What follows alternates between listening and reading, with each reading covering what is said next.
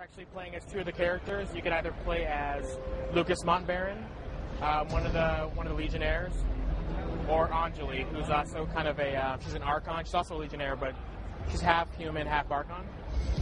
So we'll go ahead and play as her. Now in Dungeon Siege 3, I'll give you a little bit of history of it. You play as, about 150 years ago, there was a group called the 10th Legionnaires, which were kind of the defenders of this region called Ebb. And more recently, they were kind of destroyed and kind of dishonored by this lady named Jane Cassandra.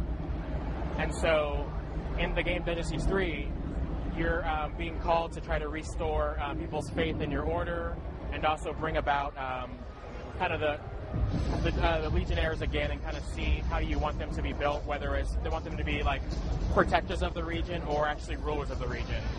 And so kind of how you play through the game has lots of different choices and consequences as to how the conclusion's going to end up.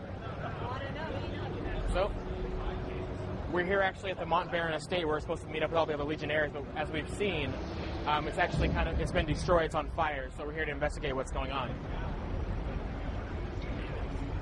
Now, Dungeon Siege 3 is the first Dungeon Siege game to be on the consoles. So one of the things we tried to do is make the controls a little bit more console friendly. And so on the original Dungeon Siege games, you had your little hotbar. So you had all your different skills on there, 9 or 10 different skills. What we did instead was actually gave the player 3 different stances they can switch into. And so this is actually one of the stances that she has. It's kind of her staff stance.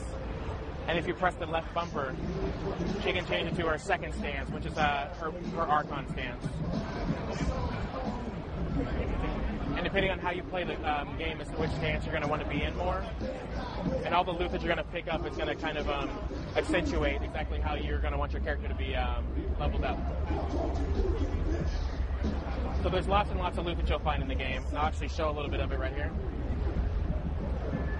Every character has its own unique items that they're going to pick up, so that way if you're playing with your friends, you don't have to worry about someone picking up stuff that you have, so that way you're going to lose out on anything. It's all a shared inventory, so you don't ever have to worry about that. For all the loot, there's lots and lots of different properties that you can use. There's agility, there's attack, there's armor, there's things called retribution, a lot of different things that you can actually add here, change how your character's going to be leveled. But one of the third stances that players have is called their defensive stance. And their defensive stance, you have your healing attack. I'll wait here in a second. So you have your healing attack, which is a heal over time. And then you'll also have different defensive abilities you can use in addition to those.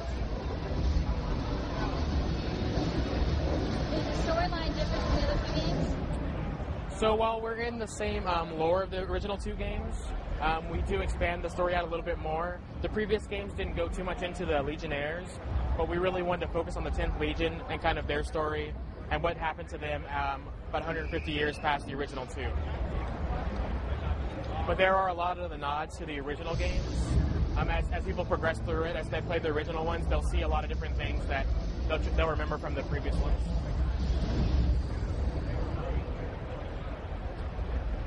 So one of the things we try to emphasize in this game is our local co-op, which is a drop-in, drop-out multiplayer, is what we like to call it.